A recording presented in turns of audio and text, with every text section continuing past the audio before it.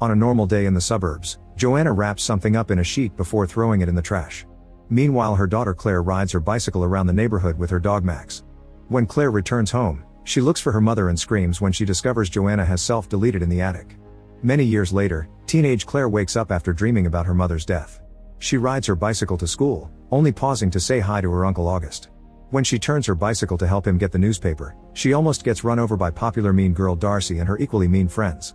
They mock her as she crashes against the trash cans and scraps her knee. At school, Claire finds her father Jonathan dumpster diving with his friend Carl. Feeling embarrassed, she tells them to go away. Jonathan points out they're across the street and not at the actual school, but the students can see them anyway and are already whispering things behind her back.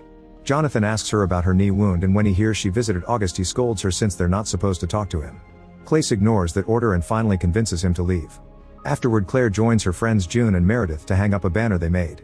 A boy takes the chance to take a picture of Claire's rear and Darcy throws a drink at the banner, ruining it. Claire is also sad to notice that her crush Paul has a new girlfriend.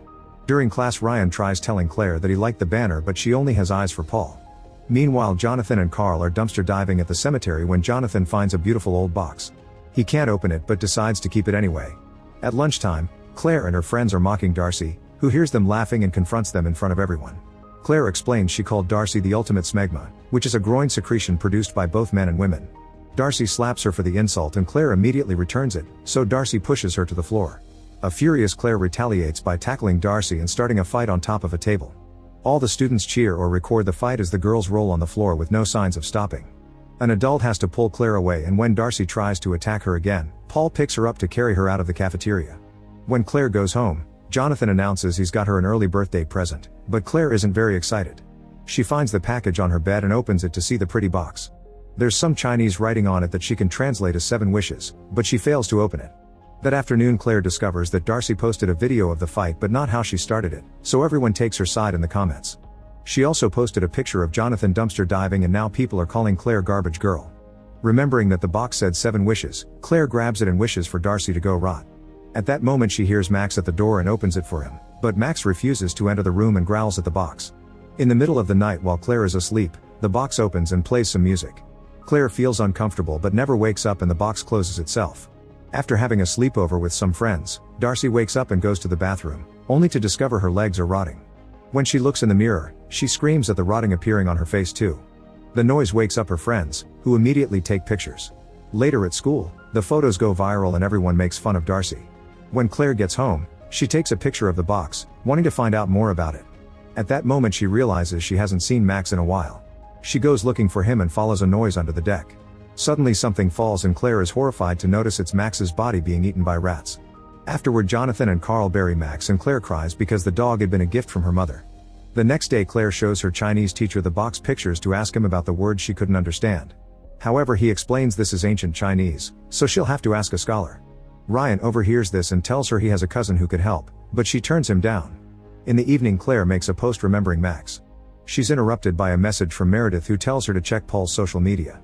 After looking at Paul's photos, Claire grabs the box and wishes for Paul to fall madly in love with her. The next morning, Paul ignores his girlfriend to talk to Claire. While the box opens to play its music, August is getting a bath ready.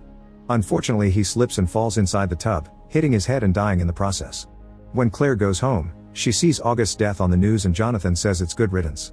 Since the family ignored him for years, he doesn't think August left them anything. Then Claire tries to go to her room and trips on some stuff her dad salvaged, so she yells at him for bringing trash to the house.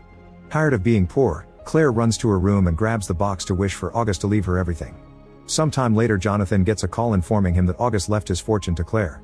The family immediately moves to August's fancy house and Claire gets a new phone plus her own car. She goes shopping for nice clothes with her friends, they get a makeover, and buy lots of snacks. The new look is noticed by Paul. In the evening, Claire is shocked to see the box opening and playing music. Meanwhile, Claire's former neighbor is using her garbage disposal and hears a strange noise coming from the machine. She turns it off to take a closer look, but she doesn't notice anything, so she turns it on again only for her braid to get caught in it. Since the machine is pulling her down, she can't reach the button again, and eventually her scalp is torn off.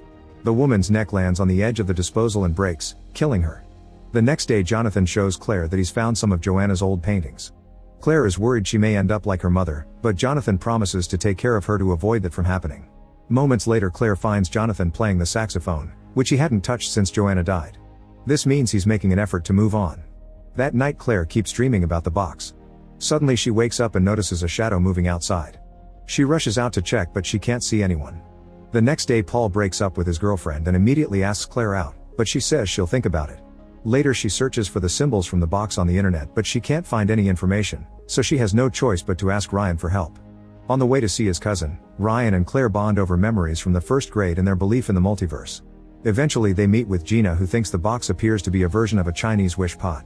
You're supposed to write your wish on a piece of paper and put it in the pot, then wait for it to come true. Gina translates the text, noticing it promises to grant 7 wishes and that there are rules. The wish maker must touch the box to make the wish, and getting rid of the box will undo all the wishes. The box also has the name Lu Mei, so they search it on the internet and find an old legend. In 1910 the bubonic plague took over China and Lu Mei's family were suspected of being infected, so they were quarantined in a train car. The whole family died of a heat stroke and dehydration except for Lu Mei. Wanting revenge, she took the family's most valuable object, which was a music box, and took it to a temple. She prayed for 7 days and 7 nights until a demon answered. Then Lu Mei became very wealthy and all her enemies were defeated. 12 years later she self-deleted with opium. There are some sentences on the box. One part says that something happens after the music ends, but Gina can't translate the rest. She takes some pictures of the box and promises to contact a scholar friend. On her way home Claire discovers that Jonathan is still dumpster diving and yells at him, refusing to hear his side of the story. When she gets home she grabs the box to wish her dad wasn't so embarrassing. That night Jonathan appears as a cool saxophone player that June finds attractive. Meanwhile Gina receives an email from her friend with the full translation of the box and thinks it's messed up. At that moment the box opens and a storm causes the power to go out in her apartment. Gina goes to the balcony for better signal and leaves a message on Ryan's phone saying the box text is freaking her out. Suddenly the door closes behind her and causes her to drop her phone, so she returns to her apartment. Because of the darkness, she trips on the carpet and falls on top of a bull statue that stabs her with its horn, instantly killing her. The next morning Ryan is horrified to find her body and the translation. He rushes to school and tells Claire that the remaining text says the box requires a blood price. Ryan keeps asking if Claire's made any wishes, but she avoids answering. During lunch Paul invites Claire to sit at his table, but the popular kids hate seeing her and walk away. Later an edited picture appears on social media showing Claire grabbing trash from a dumpster. When she goes home, she takes the box and wishes to become the most popular girl in school. In the evening Paul invites Claire to a party and everyone claps when she arrives. After dancing for a while, Paul and Claire kiss. That night Claire dreams about her mother's death again, but this time the box appears in the dream too. When she wakes up she sees someone outside recording her. Claire tries chasing after the man but he's faster and gets to escape. Suddenly someone appears behind her, but it's just her dad. When she tries to explain what's happening, she realizes it all started with the box, so she hides it in a vent. The next day Claire visits her former neighbor. Nobody answers the door but she smells a terrible stench. Claire goes inside and is horrified to find the body in the kitchen. Later at school Claire gets to sit with the popular kids, but she doesn't feel comfortable and goes looking for Meredith and June, who aren't happy about the way she's been ignoring them. Claire convinces them to hear her out and tells them about the deaths in the box, which she has chained up. Meredith thinks it's a coincidence and calls Claire selfish for asking for dumb things instead of curing cancer. After a short argument, June convinces Claire it's better if she gets rid of the box. Claire goes outside to do so, but she hears Jonathan playing the saxophone and decides to keep it after all. Sometime later at a party Claire is kissing Paul in his car when she finds another woman's clothes. Then she checks Paul's phone and discovers a bunch of pictures of her, which means he's the guy who has been sneaking into her garden. Claire breaks up with him, although he refuses to accept it. At that moment the box opens and a decoration falls on top of a bonfire at the party. Meredith pulls June out of danger just in time to save her. Meanwhile Jonathan is on his way to a gig only for his car to get a flat tire. While changing it, Jonathan almost gets run over by 2 racing cars, but luckily he dodges them. Then he accidentally kicks his spare tire and hits another car, causing it to bounce. It almost decapitates him, but he dodges the tire too. After the party the girls stay at a fancy hotel and Claire confesses to June that she didn't get rid of the box. Meredith takes the elevator and it suddenly stops, so she gets stuck. In just a few seconds it opens the door before going down again at a dangerous speed. The cables break and the elevator crashes on the ground, killing Meredith. After the police arrive, June blames Meredith's death on Claire. At that moment Ryan arrives and takes Claire to his house to show her his research.